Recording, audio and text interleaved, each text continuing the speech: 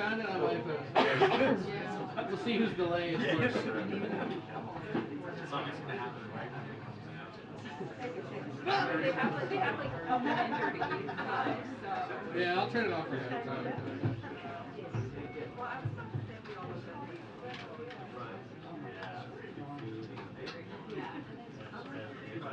Highly recommend.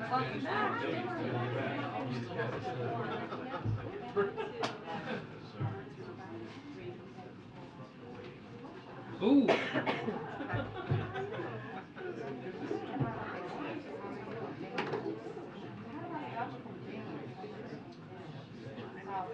If you don't have a secret, you radio recorders and feedback.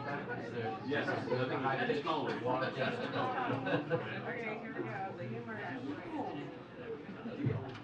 Ornaments? I mean, not that it's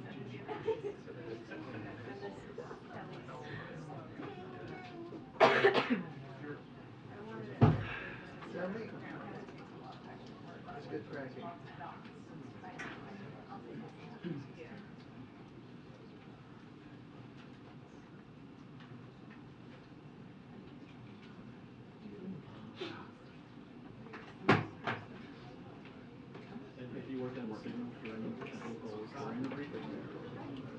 Hello. Hi, hi, hi. I know, I bring bearing gifts. I have some Thanksgiving cookies for all of you. came on the right day. Happy holidays. You guys have to pass this around. Are these from the White House or did you guys come to stuff? Sure. If you have time to bake, I'll be It would be quite impressive, wouldn't it be? Oh, I know. Okay, good afternoon, everybody. Today I'm joined by White House COVID Coordinator Dr. Ashish Jha and Chief Medical Advisor to the President and NIAID Director Dr. Fauci. As you all know, Dr. Fauci is retiring next month, and I'm honored, so honored, to have him join me today. One more time at the podium, and he's going to discuss the importance of getting your updated COVID vaccine shot ahead of the holidays. For so many Americans throughout our fight with COVID, Dr. Fauci has been a source of information and facts. But Dr. Fauci's leadership and legacy stretch far beyond the past couple of years, as you all have known him. It actually goes back even further, as I was just stating, whether it be HIV.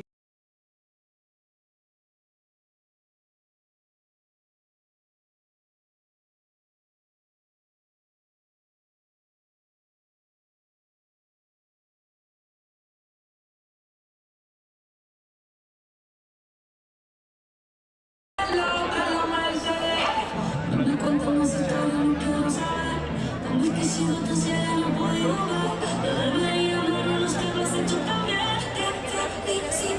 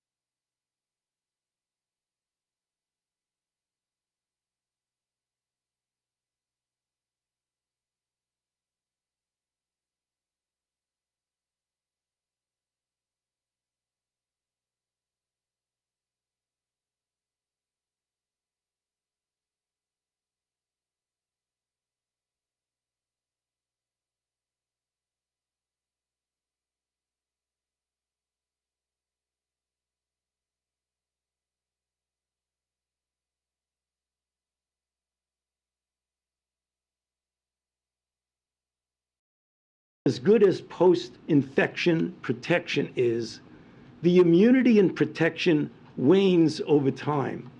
Let me put it into some perspective for you. If you get vaccinated with measles or infected with measles, the duration of protection is measured at a minimum in decades and likely for a lifetime. That just happens to, unfortunately, not be the case when you're dealing with coronavirus and particularly SARS-CoV-2. So you need to update the protection that we know is good protection. Next, we have the complicating issue that we can't do anything about, is that you have the emergence every several months now, historically, of variants. Remember, Delta, Omicron, BA.4/5, BQ 1.1, the things that we're all hearing about and reading about and seeing. You don't have that with another example, just getting back to measles, which we're all familiar with. There are no variants of measles. I got infected with measles when I was a youngster because I'm old enough to not be getting the vaccine. And that measles is the same measles that's circulating now in the developing world. It doesn't change. And that's the two major reasons for getting a booster. The booster's bivalent. People get confused with that word. What does bivalent mean? There's two components. One is the ancestral original vaccine that we all got, and the other is the updated BA.4/5. So then people ask appropriate questions. Do they really work? What are the parameters to see if they work? There are two parameters. One is what the vaccine does in boosting an immune response. We refer to that in the medical circles as immune correlates. And then there's the real-world vaccine efficacy. If you look at the recent data that has now been coming out from the companies as well as academic investigators, it is clear now, despite initial bit of confusion, that the BA.4/5 bivalent booster, what we refer to as the updated vaccine, clearly induces a better response against BA.4/5 and the sublineages of BA.4/5 than does the ancestral strain. So from a pure immunological standpoint, it looks quite good.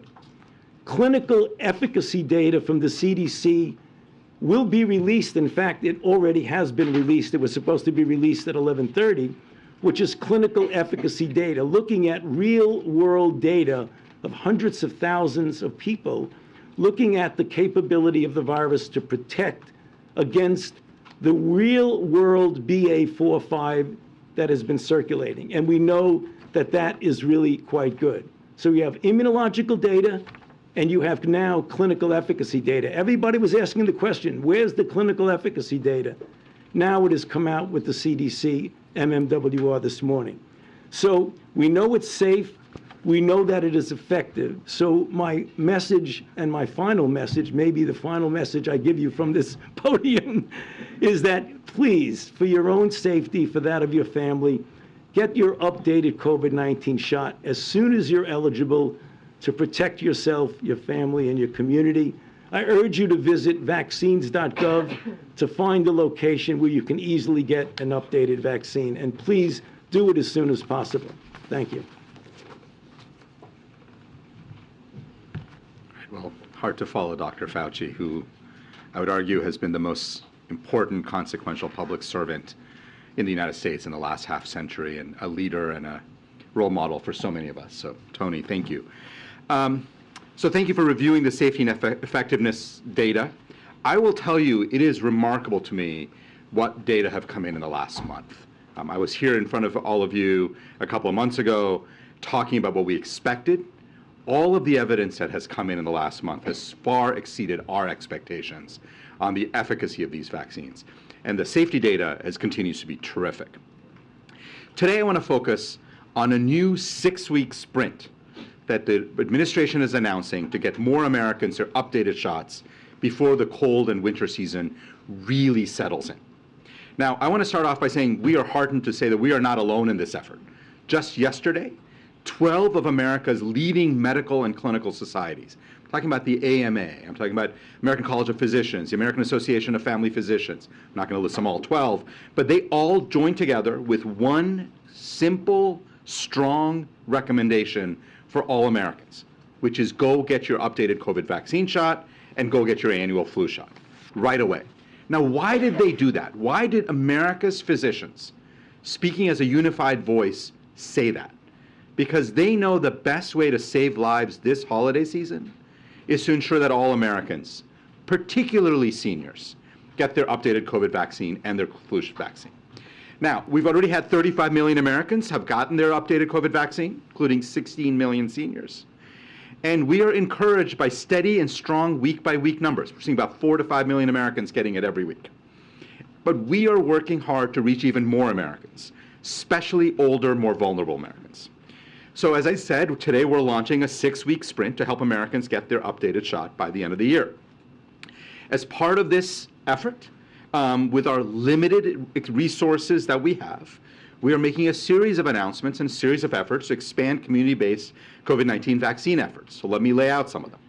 We're announcing $350 million in funding to help community health centers meet people where they are, with facts, with vaccines, through proven methods like partnerships with faith-based groups and mobile vaccine clinics.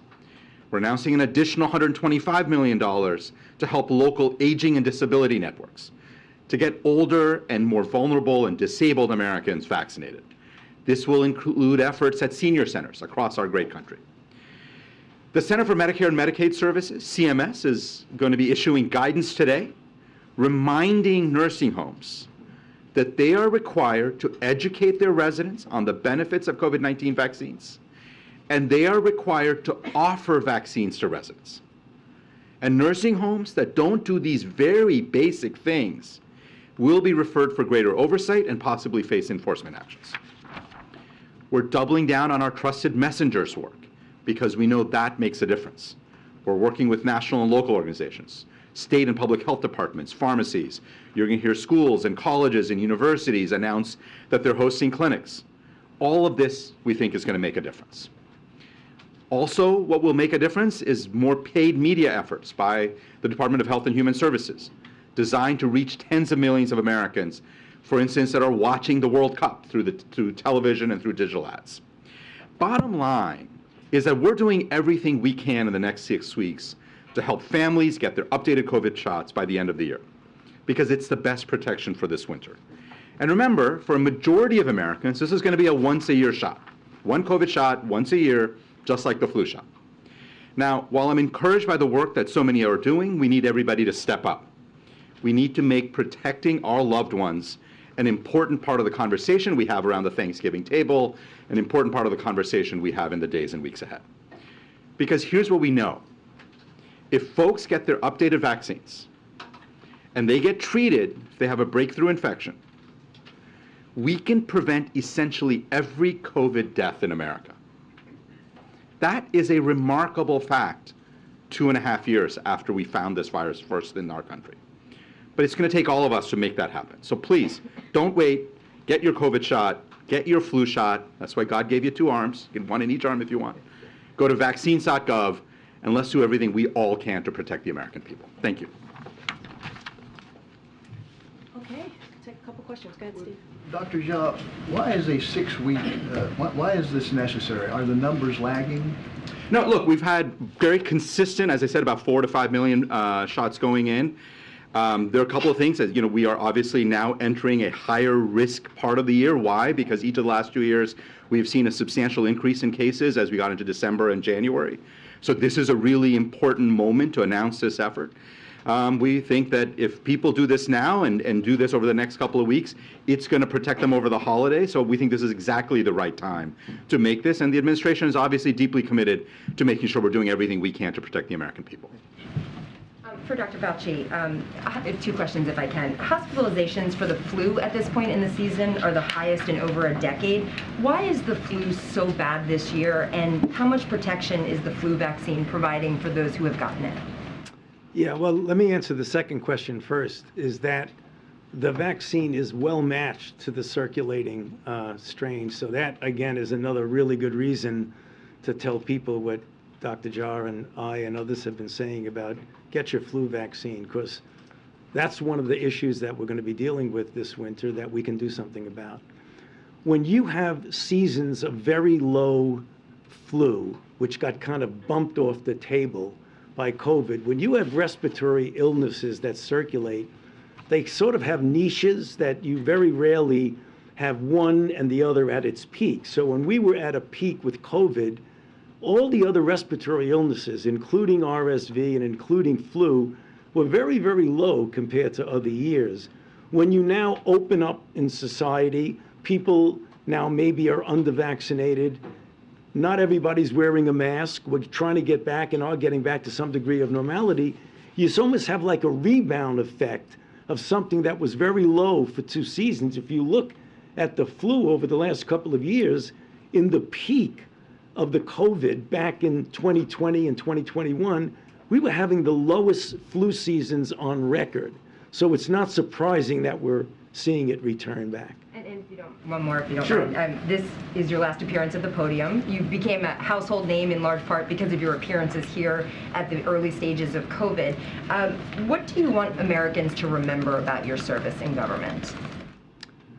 Well, I think what I've accomplished in my 54 years at the NIH and my 38 years as the director of NIAID, although COVID is really, really very important, it is a fragment of the total 40 years that I've been doing it. So I'll let other people judge the value or not of my accomplishments. But what I would like people to remember about what I've done is that every day for all of those years, I've given it everything that I have, and I've never left anything on the field.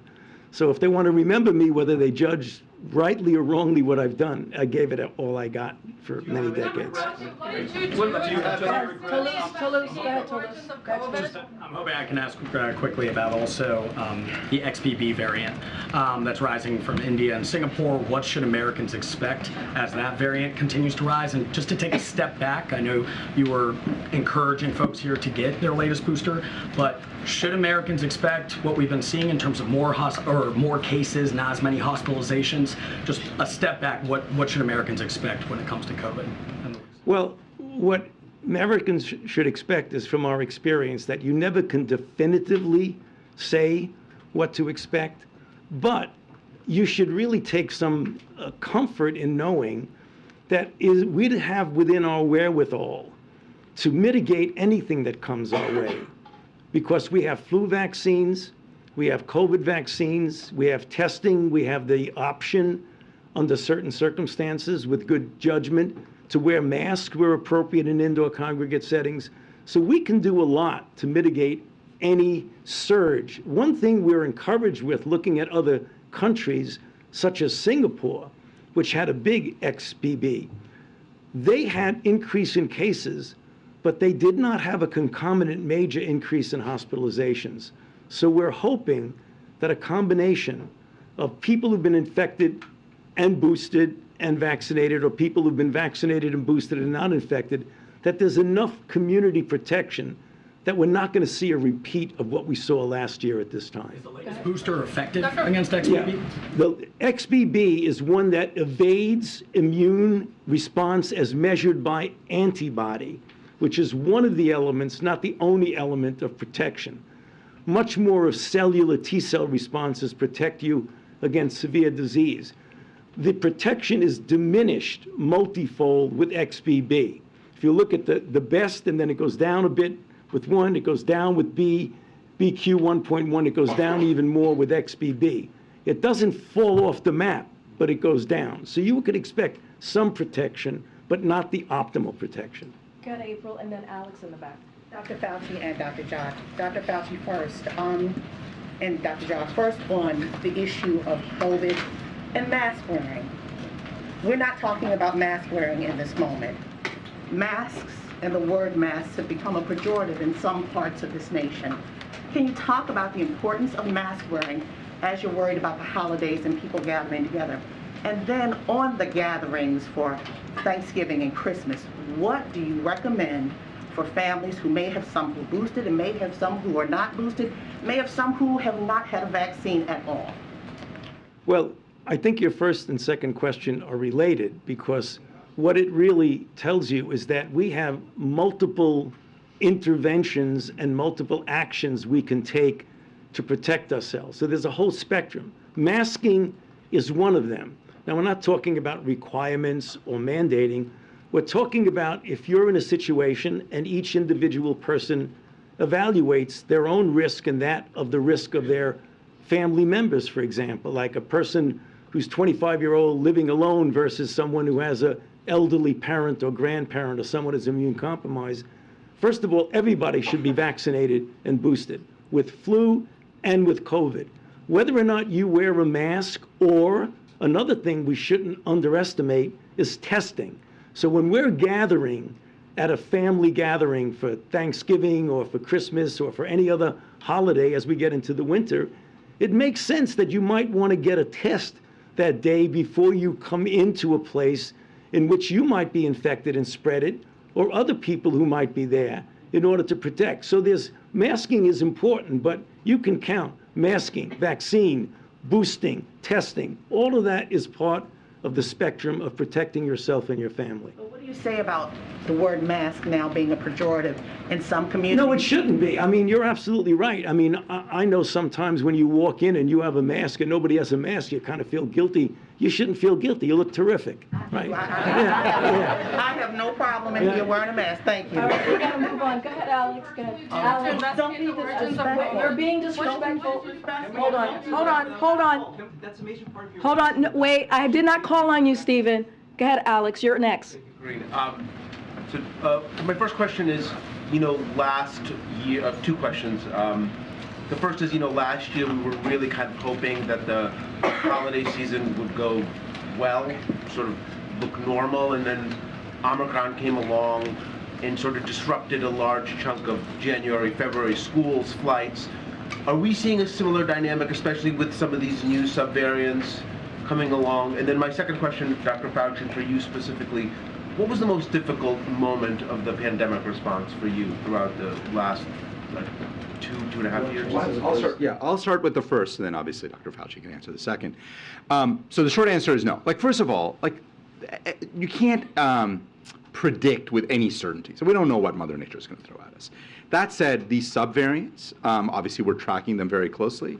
The good news is, even if you see a diminishing of our vaccines, they're still effective against these subvariants, way more effective than the original vaccine, right? So I feel very confident that if people continue to get vaccinated at good numbers, if people get boosted, we can absolutely have a very safe and healthy holiday season. Well, there's always a caveat here of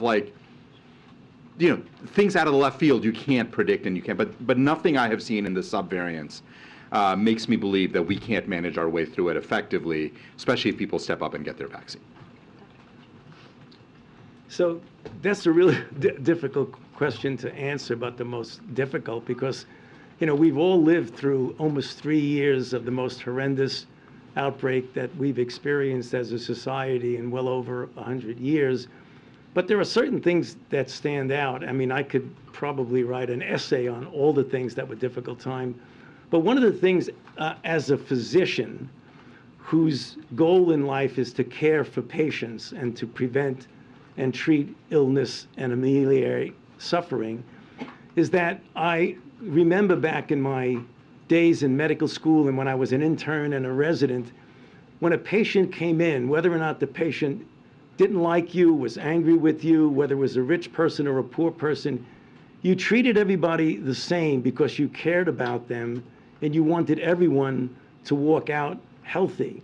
So when I see people in this country, because of the divisiveness in our country, of not getting vaccinated for reasons that have nothing to do with public health, but have to do because of divisiveness and ideological differences, as a physician, it pains me because I don't want to see anybody get infected. I don't want to see anybody hospitalized, and I don't want to see anybody die from COVID. Whether you're a far-right Republican or a far-left Democrat, it doesn't make any difference to me. I look upon it the same way as I did in the emergency room in the middle of New York City when I was taking care of everybody that was coming in off the street. So that's the thing that troubles me most about this. Dr. Fauci, only 13% of... Hold on one second. We have a process here. I'm not calling out on people who yell. And you're being disrespectful to your colleagues, and you're being disrespectful to our guests. I will not call on you if you yell, and also you're taking time off the clock because Dr. Fauci has to leave in a couple of minutes. I'm done. I'm not getting into a back and forth with you. Go ahead, Jeremy. Dr. Fauci, But she's only asking only a great question. You're not being No, disrespectful. Go ahead, Jeremy. she's asking a valid question. No, you ask your question, you should allow her to answer the Yeah, question. Jeremy. She's asking a valid Jeremy. question, Dr. Fauci, It's on Jer- the origin of COVID-19. It is not your turn. No, It is not your turn. You can't understand people. That's the thing. You can't read a press briefing. You need to call from people across the room. She has a valid question. She's asking about the origin of COVID-19. I hear the question. And Dr. Fauci is the best person to answer I that hear your question, but we're not doing this the way you want it. This is a disrespectful. It is. I'm done. Simon, I'm done. Simon, I'm done. I'm done with you right now. Go ahead. Go ahead. So Go ahead. You're taking time away from your colleagues. Go ahead. Only 13% of adults have gotten this updated bivalent booster. 78% of adults have completed their primary series. Which of those numbers is more important in your mind in terms of anticipating how bad this winter surge could be if there is one, and the number of hospitalizations and deaths? And then a second question for you as well. Yeah, Jeremy, they're both important, so I don't want to say one is more and then diminish the other. But the people who are most at risk are the unvaccinated. I mean, we have 68% of our population is vaccinated. You know, that means that we have 32% of the population that's not. And if you look at the data, they are just profoundly striking of the curves of death and hospitalization of unvaccinated versus vaccinated and boosted. So there is a relatively smaller difference in vaccinated and unboosted versus vaccinated plus boosted.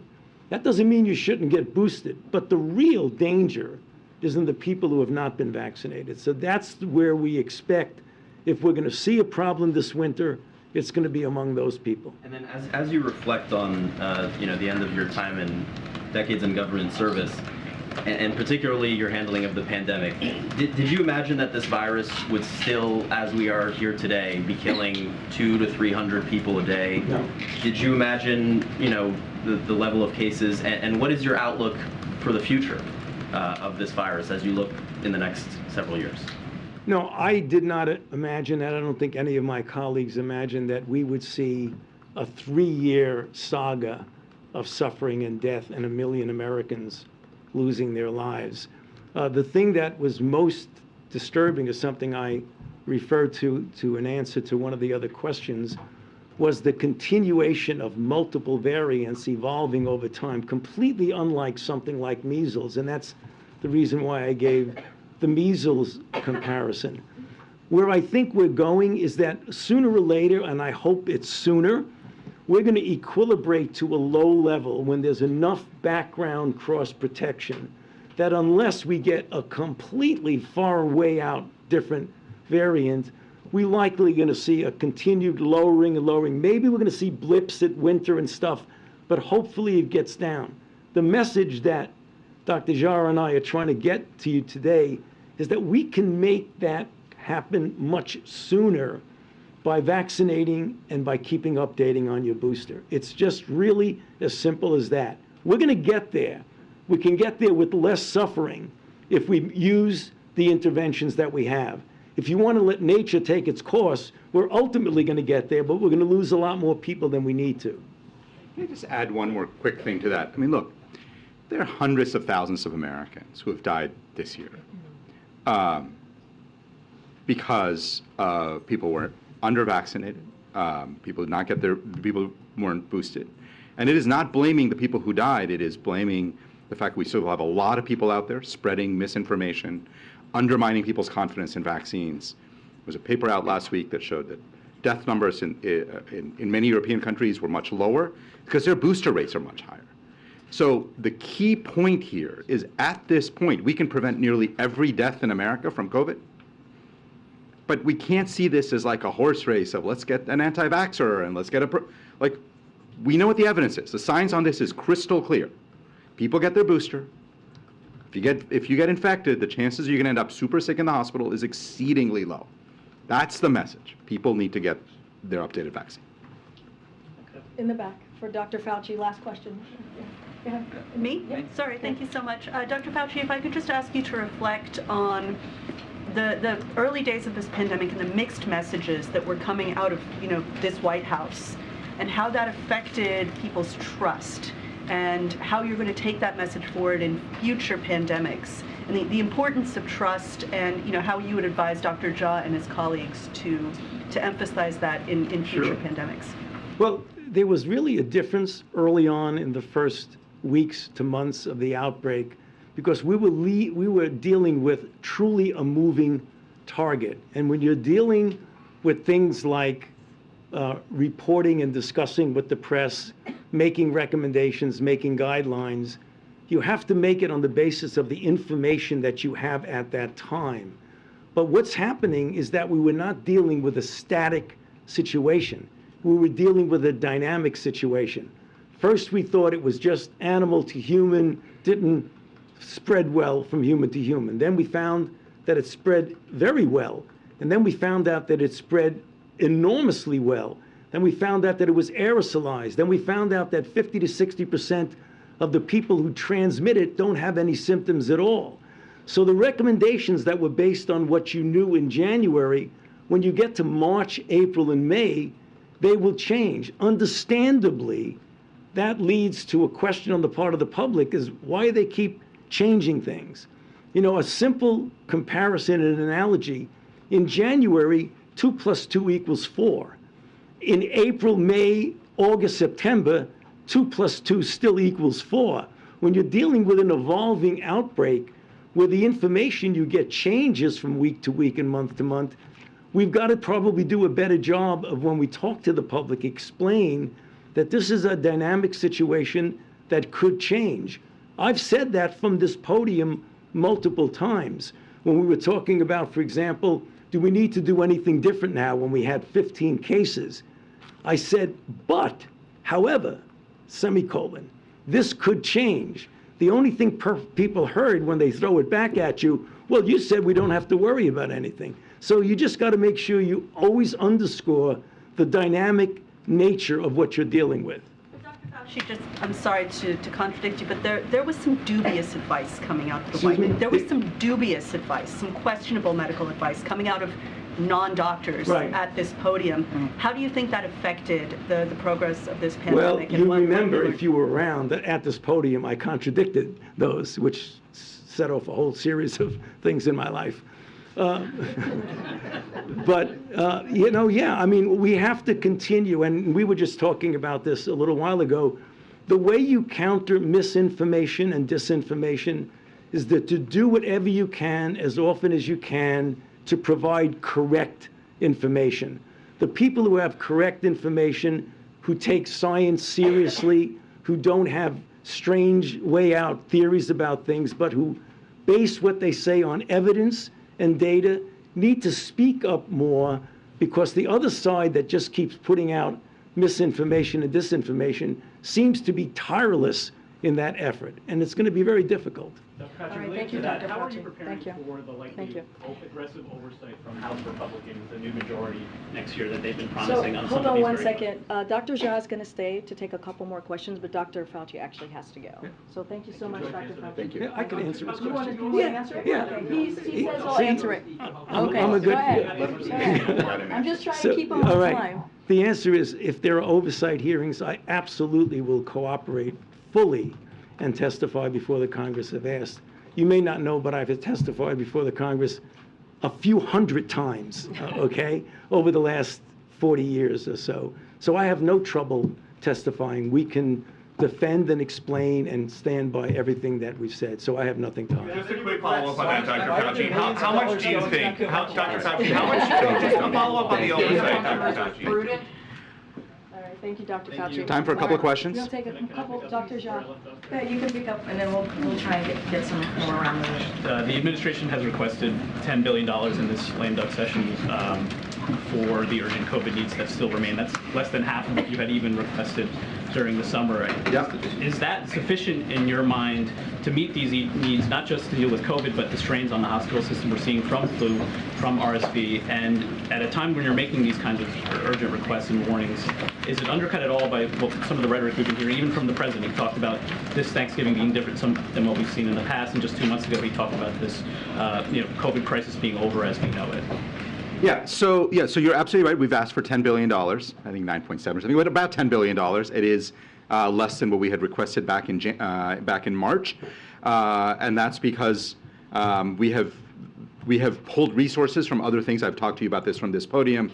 The really critical other public health needs that we have pulled resources from to buy vaccines, to buy treatments. Even the resources we're announcing today are from other really important programs. But that $10 billion is now critical. It is to make sure that we do have enough vaccines and treatments and tests to get Americans to a point where eventually, as this response changes and we more normalize vaccine treatment purchases through the regular health system, we want to make sure that we do that in an orderly way. We want to make sure that we got uninsured and underinsured Americans covered. So we obviously need resources for that. What you heard from Dr. Fauci is we are at a point where this virus continues to evolve very, very rapidly. And we updated the vaccines. They are working great right now. But the virus will continue to evolve, and at some point down the road next year, we're going to have to update the vaccines again. The truth is that for the long-run management of this virus, we need variant-resistant vaccines. We need vaccines that prevent transmission. What you have seen is China make a very large investment in mucosal vaccines because they understand that that's how you deal with respiratory viruses. America is falling behind on this really important technology. A major part of our request is for funding for public-private partnerships to move those kinds of technologies forward, to move a next generation of treatments forward. So we are trying to be prudent, obviously, in requesting resources that we think are absolutely essential and necessary. And all I can say is Congress needs to do its job and step up and protect the American people. Thank you for allowing me to ask a question. Dr. Jha, my question simply has to do with vaccine mandates. Even if the vaccine is safe, even if the vaccine is effective, there's always been a question since the beginning, should they be mandated? Should people lose their jobs? Should military members be forced out of the service over these vaccine mandates? And to this day, I don't think the administration has backed away from those mandates. Is it fair at this point in the endemic to back away from vaccine mandates and do what you're doing today, which is simply encourage people to get their vaccines? Yeah, so I think mandate decisions are always made at the local level so you can have, I have had a vaccine mandate that I have been subject to for 20 years for a flu vaccine, because as a physician, the hospital where I worked said I could not step foot on campus after I think like December 1st or something if I didn't have my flu vaccine. Was that appropriate? The hospital thought it was, because they said that's how we make sure we protect other healthcare workers and that's how we protect patients.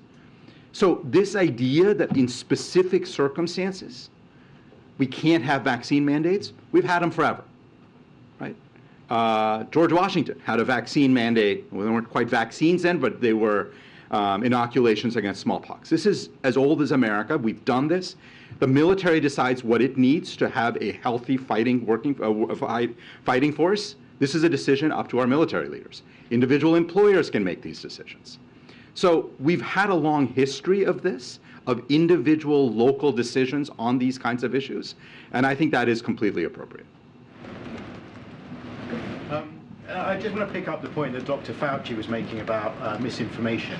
Under the stewardship of Elon Musk, Twitter seems to be welcoming back some people who spread COVID vaccine misinformation. Marjorie Taylor Greene's personal account being reinstated, for example. Do you see that as a problem as you're trying to battle misinformation? Well, as Dr. Fauci said, and it is something that we were speaking about earlier, the best way, I believe, to counter misinformation and disinformation is to spread good information, to spread science-based information, to have trusted voices.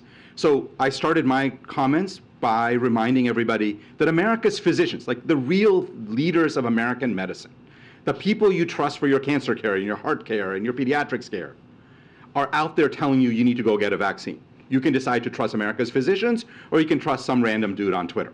Like, those are your choices. But I think the key here is to get trusted voices out there spreading truth, spreading science-based information. And for journalists and for people who run platforms, what I would say is you should be thinking about what your personal responsibility is. And do you want to be a source of misinformation and disinformation? That's up to those individuals, but I really think it's really important for us, for me, to be spreading good information. So Dr. Fauci said that it is not surprising there's this rebound effect with the flu this season. Why then does it seem like the country is caught so flat-footed by it? What do you mean caught flat-footed by it? People in this country are struggling to get basic antibiotics and antivirals. Why? So I'm not sure so we have plenty of Paxlovid. I've not heard people struggling. The flu and RSV. So I don't know what antivirals you're thinking about for RSV. There aren't any that I'm aware of. There is a monoclonal that's for very, very high-risk children. We have that. We have plenty of that. So I don't think anybody's struggling. I'm not aware of anybody struggling to get the monoclonal for high-risk children, immunocompromised children. There's But a CNN headline today. Okay. Shortages of antivirals and antibiotics compound the stress of a rough season for viral illnesses in kids. again, I'd have to look at the specifics. What I would say is we often see shortages of individual antibiotics. I'm not aware of antivirals that are in shortage. The single most important thing that people need to do to protect themselves in this moment where we have a lot of flu, still have a decent amount of RSV, still got a good amount of COVID. The single most important thing people need to do is go get vaccinated. It keeps you out of the hospital. It keeps you from getting particularly sick. We have plenty of flu vaccines. We have plenty of COVID vaccines. We have plenty of COVID antivirals. As I said, I think the country is ready. We're ready to support hospitals that are getting into trouble. We have been working with jurisdictions over the last month, meeting with them. If hospitals need help, we've offered that, and we stand ready to help hospitals get through this moment. So previously you talked about getting your vaccine or your booster before Halloween. We're now well past that. Is the administration behind on this? You're doing a 6-week sprint before the end of the year, but you were saying to get fully protected for the holidays, this already had to happen before. Why wasn't there this sprint, this outreach before, when it really would have had a bigger effect? Well, no, so two things. First of all, we have been talking about this, I would say, pretty consistently for a couple of months now. And I was out here talking about people getting it before. Look, it's certainly not too late. If you think about the holidays that are coming, it takes a couple of weeks to get maximal benefits from your booster. You start getting it relatively quickly. People go out and get vaccinated this week. They will have a lot of protection during December, January, February onwards, the time that we socialize the most. So we have been doing a lot to keep vaccines and vaccinations happening. What we're doing now is redoubling that effort and making it very clear that people need to go out and get vaccinated. Signal that the country's behind the 8 ball on getting boosted, though. No, I think we've had slow, steady progress. But the bottom line is strong and steady progress. But the bottom line is we need more Americans vaccinated, and the weather's starting to get colder outside, as you can tell. And we know that this virus in the last 2 years, each of the last 2 years, we've seen substantial increases late December into January. And so going out and getting vaccinated right now is a great way to protect yourself if that pattern holds. The federal government purchased 171 million doses of this updated vaccine, and so far you've got 35 million into arms. That seems like a far cry from what the government has paid for. Is your expectation that you'll ever hit that 171? Let's talk about the purchase we made. So first of all, our goal was to make sure we had enough vaccines for everybody. In rural areas, for instance, you end up having to deal with the fact that you might have a vial of 5 doses and are only able to give out 3.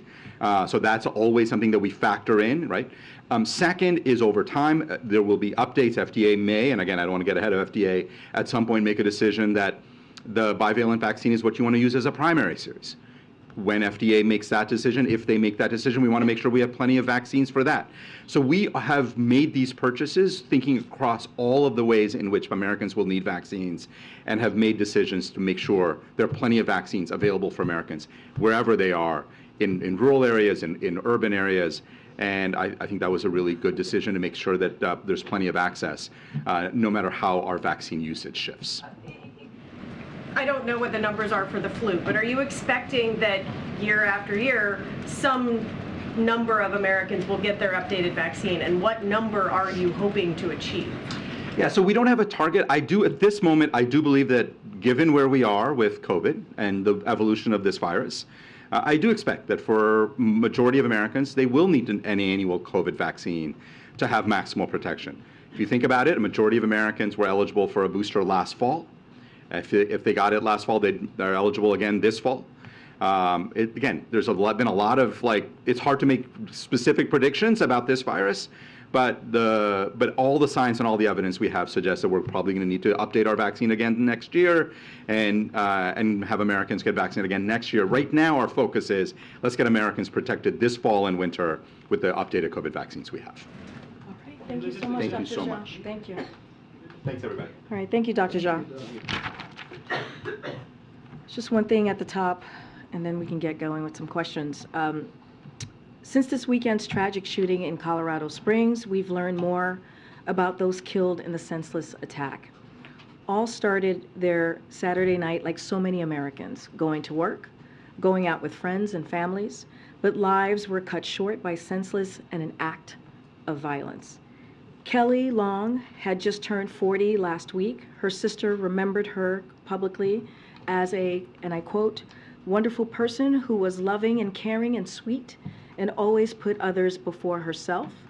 A friend of Kelly's recalled her being supportive and selfless and had looked forward to seeing her for Thanksgiving this week.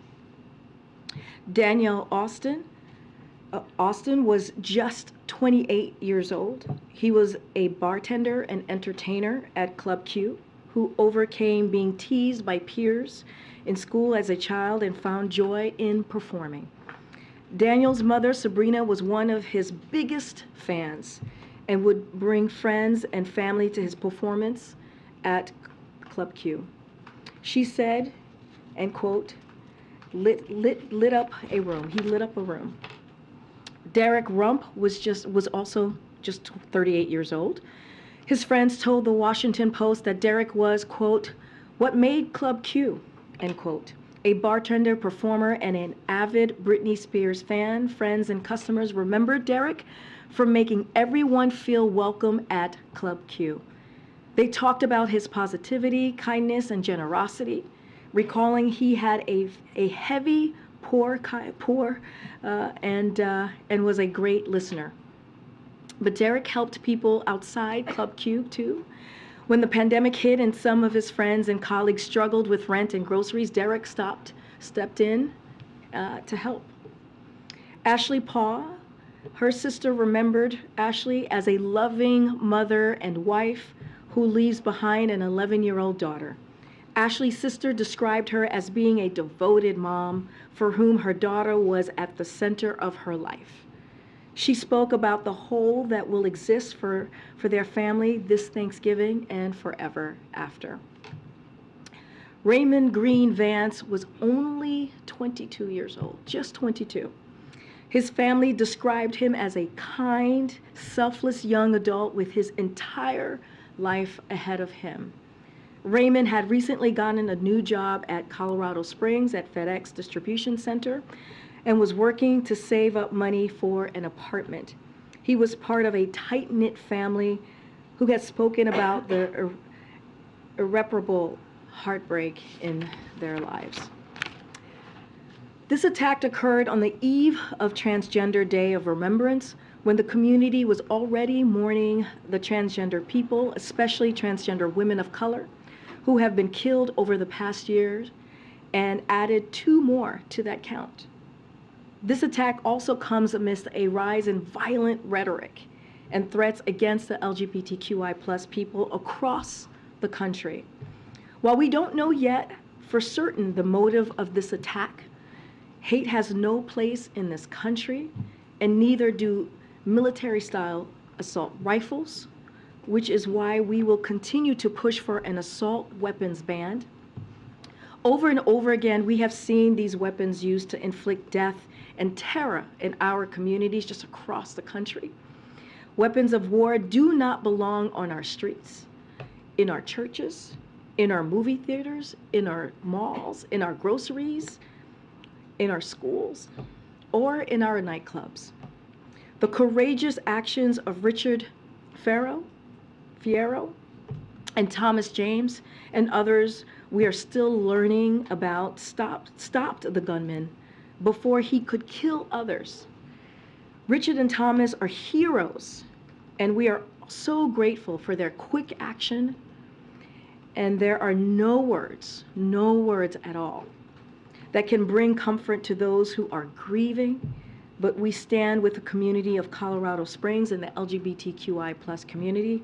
I will add, the president just moments ago spoke to Richard and his wife Jess. He offered his condolences to them, and also there's his support, and talk through what it's like to grieve.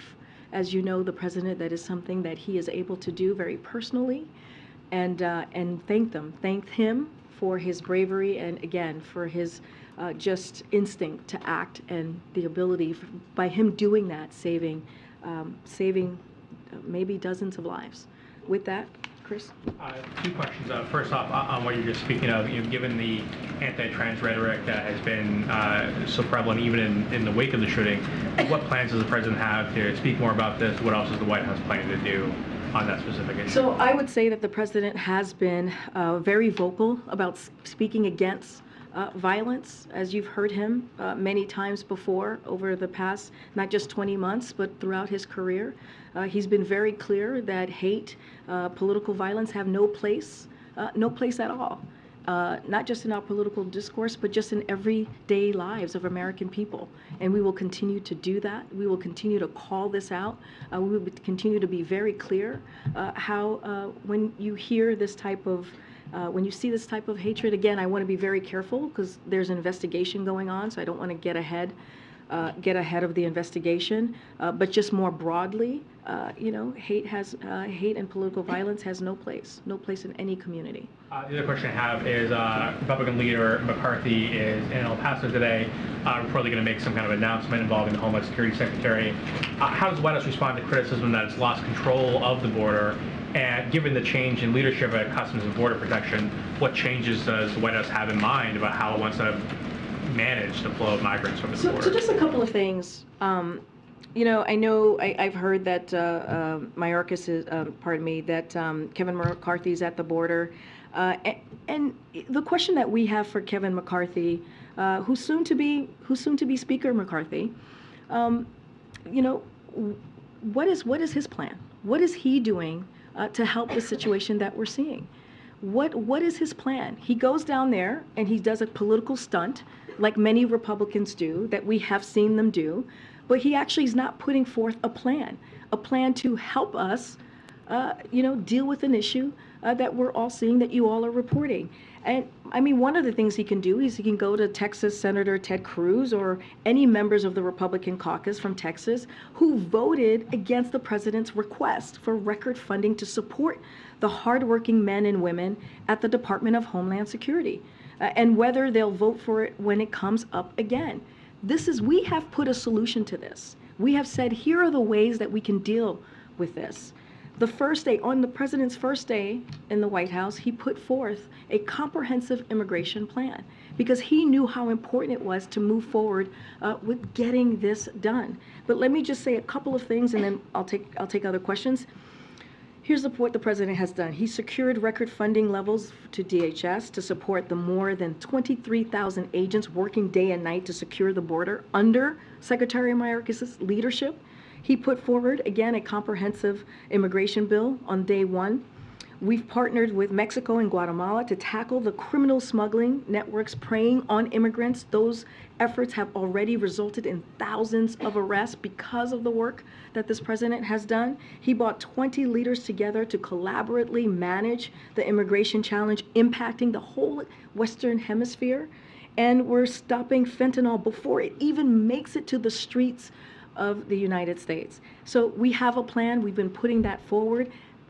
McCarthy has no plan.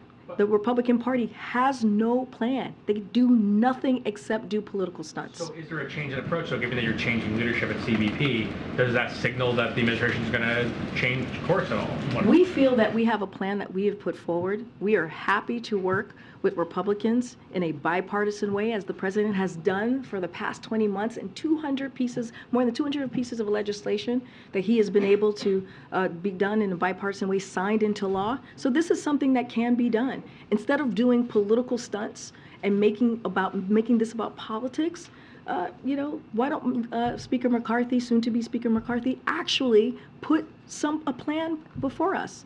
Actually come to the table and put some work into it. Go ahead. How do you go about breaking the logjam on guns on Capitol Hill? Is it even possible? Look, the president, as he says, as you've heard him say personally, he's an optimist. And so we're optimistic that we can get this done. The president's not going to stop until we ban assault weapons. This is something that he did 30 years ago. As you know, you've heard him talk about it when he was a senator. In 1994, he was able to put that forward, and it saved lives.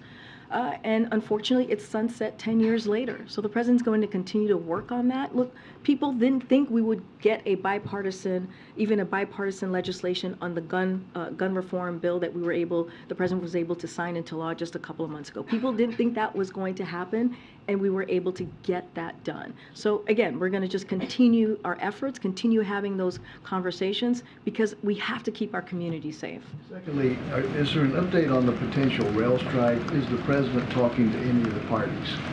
So just a couple of things on that that I want to say just at the top, because I think it's important. I know I spoke to this on the plane yesterday. As the president has said, from the beginning, a shutdown is unacceptable because of the harm it would inflict on jobs, families, farms, businesses, and communities just across the country.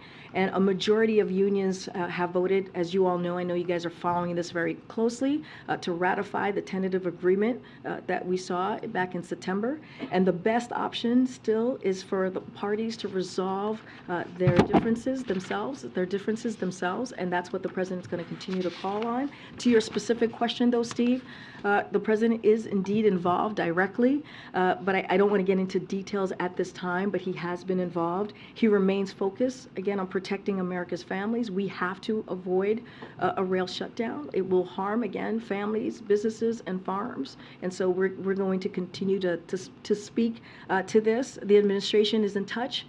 Again, to your question, with parties involved, as we have been since before the tentative agreement was reached. Okay. Great. To that question, the White House does seem a lot more hands-off this time around, though, than you were before the last strike deadline. Smart Transportation Division President Jeremy Ferguson this morning said that there's been, quote, no real engagement yet at this point from the administration. Can you explain what's different this time around? You keep pointing to the fact that it's the best option is for the parties to resolve this themselves. Is that because you don't want Congress to get involved, or is that because you'd like these unions to resolve this amongst themselves without involvement from the administration? Well, we have said, look, there's a tentative agreement, as you all know about, and we have said I just said the president has been directly involved.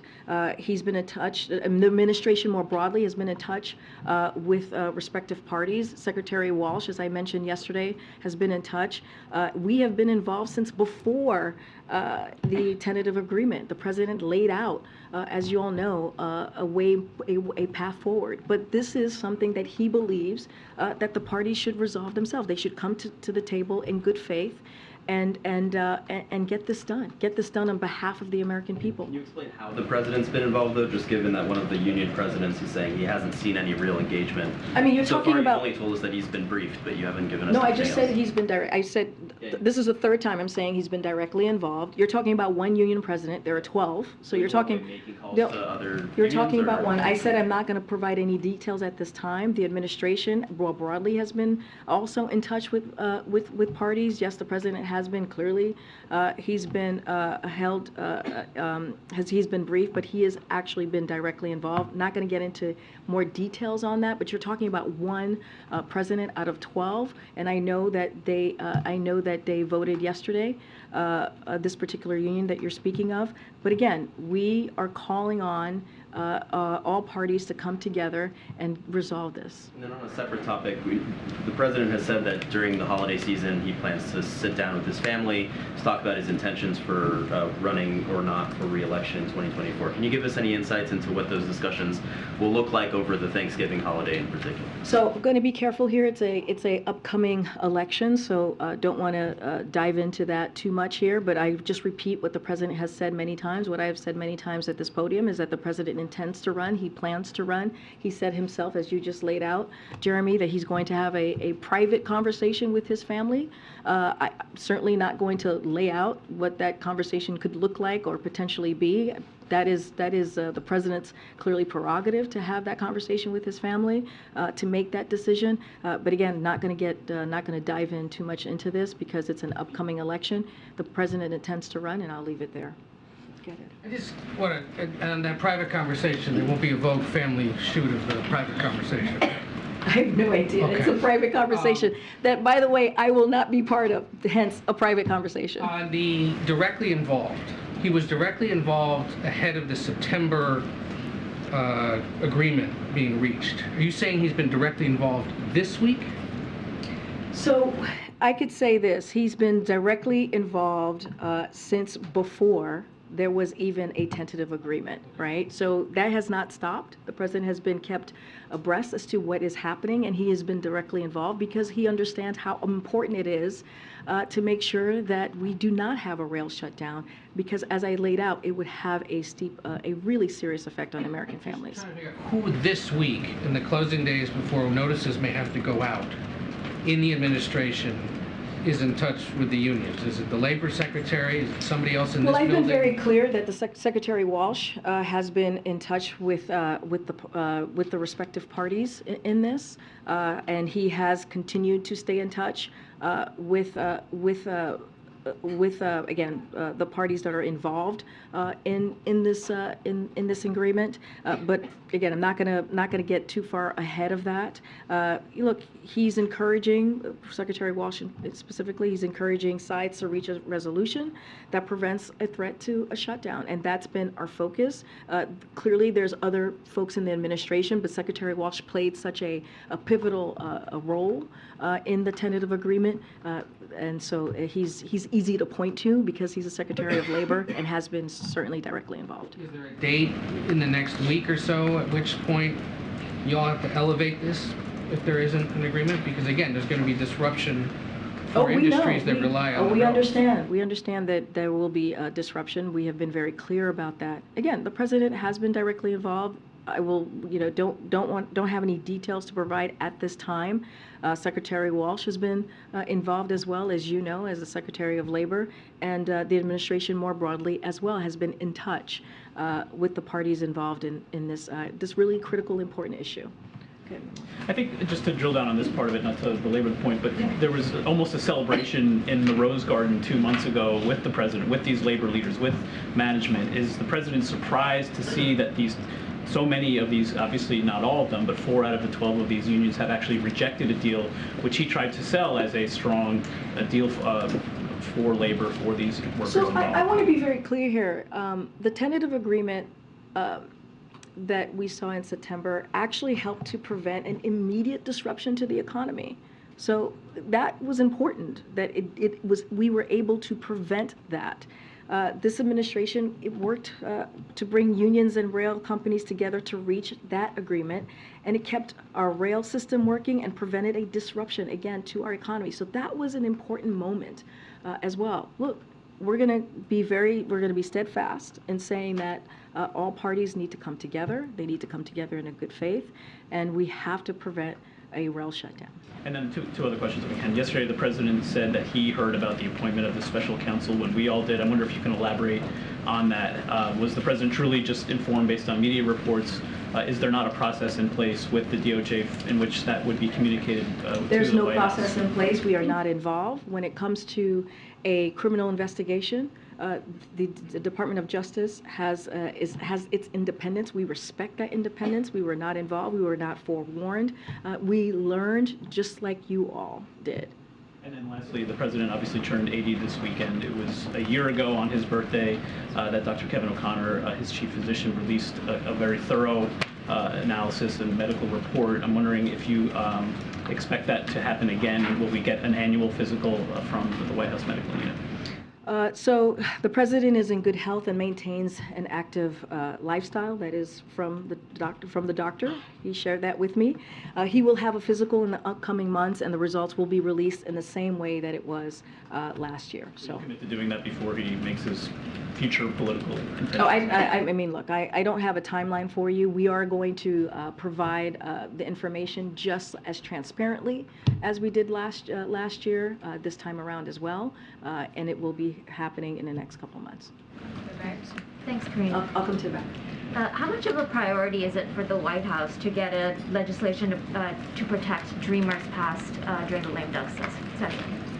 As you know, when it comes to DACA, it is something that is very important to the president. I don't want to get ahead of, you're talking about in the next couple of weeks. Look, I'm not going to get into any specifics on the agenda for the next couple of weeks. As we have said, we're going to have conversations with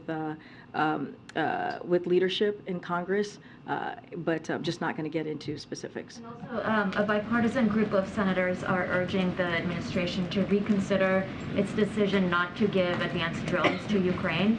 Is that something the president is open to? Say that one more time? His decision not to give advanced drones to Ukraine. Is that something that the president is open to reconsidering? I would have to see this as a bipartisan letter. A bipartisan group of senators have sent a letter. They're urging him to reconsider this decision. I would have to look at this letter and talk to the National Security Council. I've not heard of this letter. Okay. And I'm sorry, I'll come to the back after the queue.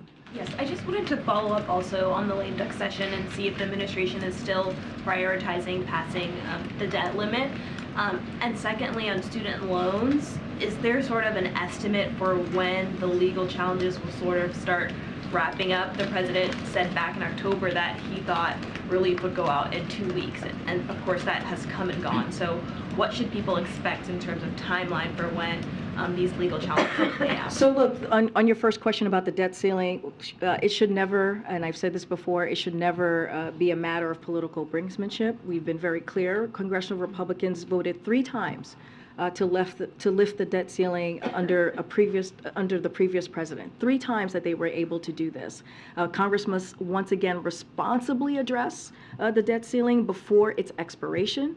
The sooner they act, the better for our economy and our country. We would welcome Congress resolving this issue during the lame duck. That is something that we are certainly open to and want to see, and we are consulting closely with congressional leadership on the issue. But again, it should not be used as a political brinksmanship.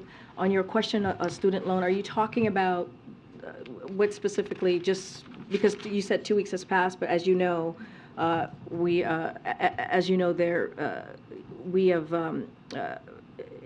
have sent this up to the highest court of the land, the highest court of our nation, to make sure that we move forward quickly with making sure that the student loan relief that the president put forward, his plan, gets to the American people very quickly. As we know, there were about 16 million people who signed up and have been approved to get that loan, but that relief, and so we think it's incredibly important to make that happen. We believe very strongly, we are confident in our legal authority to carry out this program. But again, I want to be very clear here, and I've said this many times before, it is really unfortunate that we see congressional officials and special interest group try to block this. The way that this president sees the student debt relief, he sees it as an opportunity to give Americans a little bit of breathing room. American families to be able to start a family themselves, to be able to buy a house, to be able to really move forward with their lives in a way that they have that opportunity to do so with a little bit of that breathing room. So we're going to continue to fight. The president knows how to fight here. He knows he wants to fight for the American people, and so we're going to continue to make sure that we get this done. On the debt limit, you said that you welcome Congress resolving this issue. 2 questions about that. First, the definition of resolving this issue.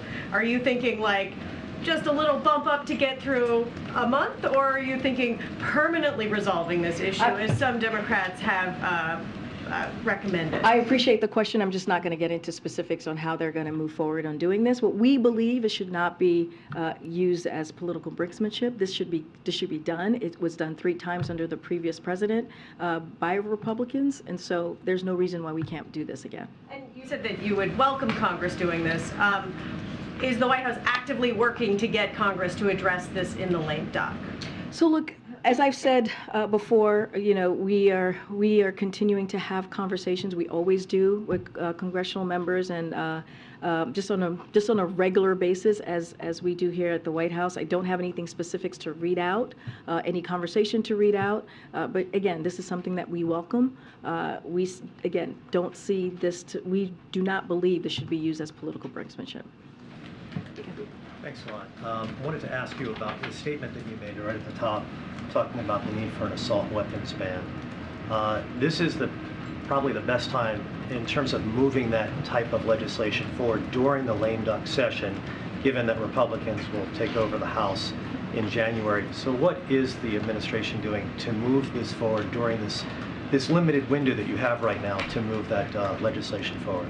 So look, you know, the president has always been very clear when it comes to the assault ban weapons, or ban on assault weapons, which is we have something that we have to get done, and it's a priority to him, and it has been.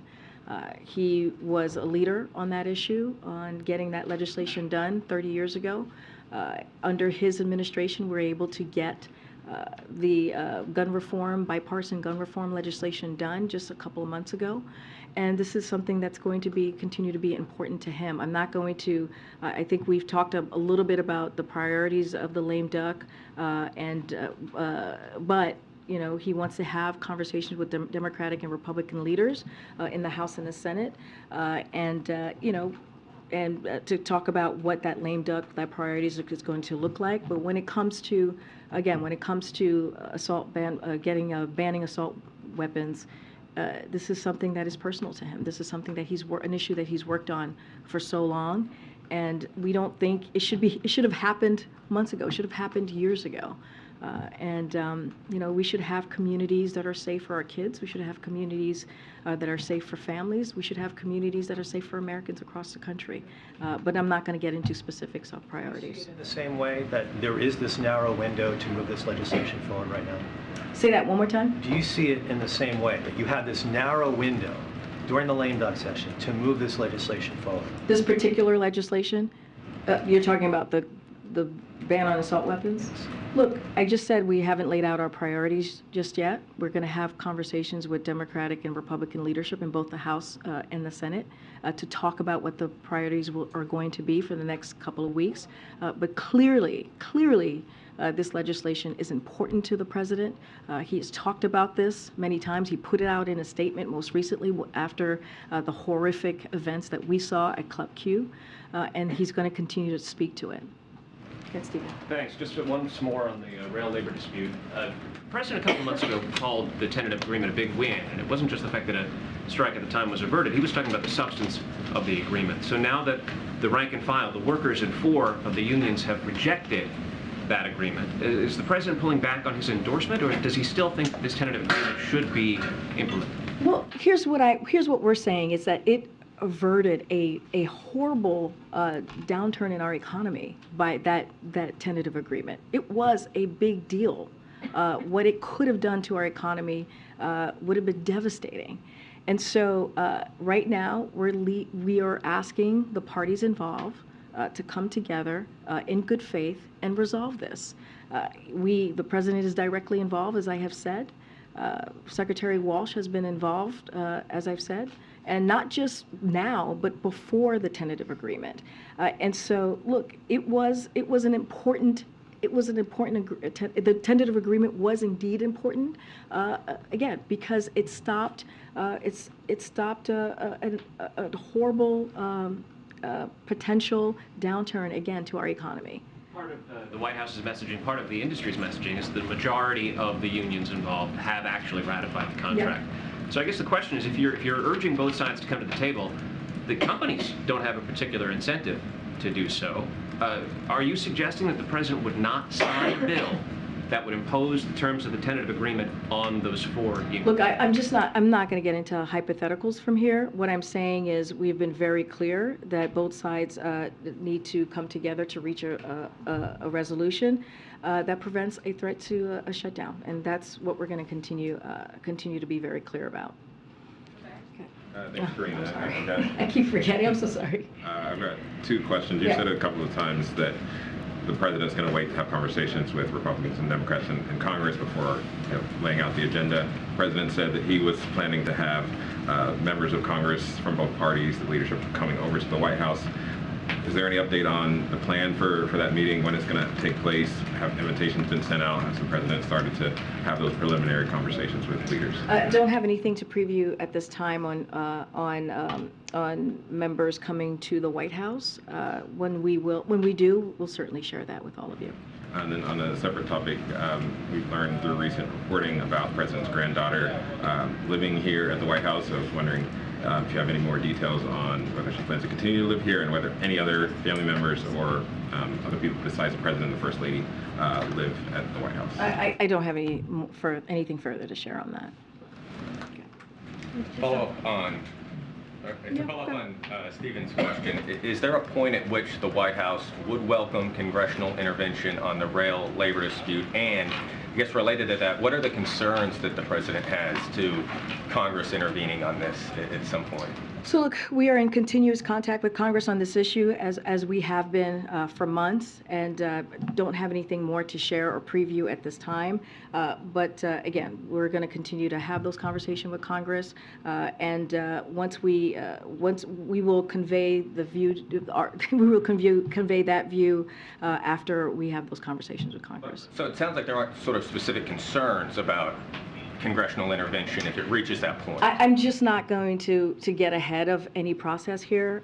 That's a bit of a hypothetical. I'm just saying that we have been in conversation with Congress. We have been for the past several months, and will continue to do so. Go ahead. Thank you so much. A foreign policy question. So the crackdown on protests in Iran continues, and the latest numbers we have by a human rights group is of more than 70 people killed by security forces last week alone. So it looks like sanctions or statements don't have much of an effect on the regime in Tehran. What are the next steps that the administration is considering? So let me just first say we remain gravely concerned about the intensifying violent crackdown on peaceful protesters in Iran who are demanding their equal rights, their basic human rights. We are particularly concerned about recent reports from Iran on this specifically. The Iranian government has now killed hundreds of people, if not more, in its crackdown, according to credible reports by human rights organizations. We condemn the Iranian authorities that have arrested and fired on peaceful protesters, the targeted arrest of journalists, human rights activists, teachers, and cultural figures, and the continued disruption of the internet inside Iran. For decades, Iran's regime has denied fundamental freedoms to its people and suppressed the aspirations of successive generations through intimidation, coercion, and violence.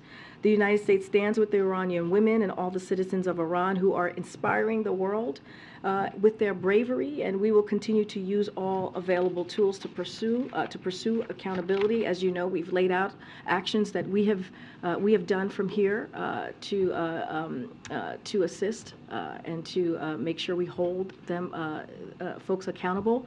I don't have anything new to share from here, but we're always looking at potential other ways to hold folks into account. Great, you want to do one more, I think. Oh, okay. Follow up on Chris's questions on the border. You were saying the administration has been clear about its plan. There actually hasn't been an official statement on whether or not the administration will appeal the December 21st court order that would lift Title 42. Will the administration appeal or will it not? So just a couple things here. So in many ways, we've been preparing for, just want to make sure that you are aware that I know we get questions about if we've been preparing for what to do once Title 42 is lifted. So we've been preparing for this. We've been working to accelerate asylum process times to those without a legal basis to remain can be removed promptly. And we've set up anti-smuggling operations with Mexico and Guatemala, as I mentioned, as we prepare to transition to the next phase of our work to manage the border in a safe, orderly, and humane way. The Department of Homeland Security will continue to double down on those proven strategies, and you should expect to hear more from them in the coming weeks on how we're preparing for this, because I know that's been a question.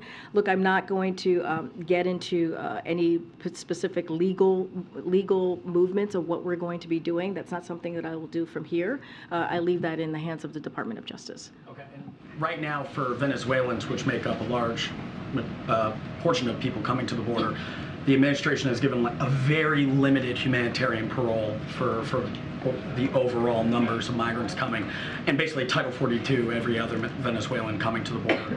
If that's lifted, you were just saying expanding asylum. Does that mean that those migrants would be allowed to ask for asylum, or would there be another policy, expedited removal or otherwise, to turn them away? Would they be allowed to ask for asylum, or would they be turned away? So it's a great question. I'm going to let Department of Homeland Security, as I just said, they're going to have more. They'll share more on how they're preparing from what will happen once Title 42 is lifted. Not going to get ahead of them, and they'll lay out their process. It sounds like, though, there's no commitment here to actually follow the court order on December 21st. I'm just not. It's not up for me to decide. It's something for the Department of Justice to make that decision, is what I'm saying. This is for the Department of Justice to decide. Follow-up, Okay. just a quick follow-up. All right. The question on follow-up on. Go ahead. Yeah, thanks very much. You said from the lectern that the wedding of Naomi, Biden, and Peter would be a private one, and that it would be closed to the media. Yet I'm reading all about it and looking at pictures on the Vogue website. Could you just talk us through what happened there? So first of all, let's level set here for a second. This was not a national security meeting. This was not an economic meeting. This was not or economic summit. This was a young couple's wedding with their friends and family. This is what this was. This is what happened here on Saturday. So, and secondly, just to be very clear, Vogue did not attend the wedding. They were not there. So what you're reading is inaccurate. They did not attend the wedding. As I told you all before, there was no press access at the wedding. It was a private family event. And so, wait, you're asking me the question. Let me just lay this out for you, and then I'm happy to take one follow-up, and then we're going to go. The couple asked that their wedding events be closed to the media, and it was. It was a closed event, a private family event. Vogue did a portrait shoot on Thursday afternoon before the wedding in the green room. I would also remind you that many photos were released to the public on Saturday after the wedding to everyone. Vogue actually held their photos. They embargoed it until today so that so it would give ample time for the photos to be in the public sphere. And so it is inaccurate, completely wrong. It is not right to say that it was open, to suggest that a Vogue cover was open to the press. It was not. And so just want to be very, very clear. What you're reading right now is not accurate. Yeah, I mean, I wasn't suggesting no, but that's what you just said. No, my question was, you had said it was going to be a private wedding. It was. I think, I mean, it seems as if you were saying it would be, the media would not be allowed access on the wedding day. But I think that those of us might think that dressing up in a wedding dress, having a photo shoot, talking about the wedding is coverage of the wedding. The wedding was private. It was a private family affair. There was no press access to the wedding. We were very clear about that. There's no reason to mince our words here. The family and friends were invited to this family, to this wedding. It was a private event. It was a young couple's wedding. It was a joyous occasion. Again, the reports out there are inaccurate and false. I'll leave it.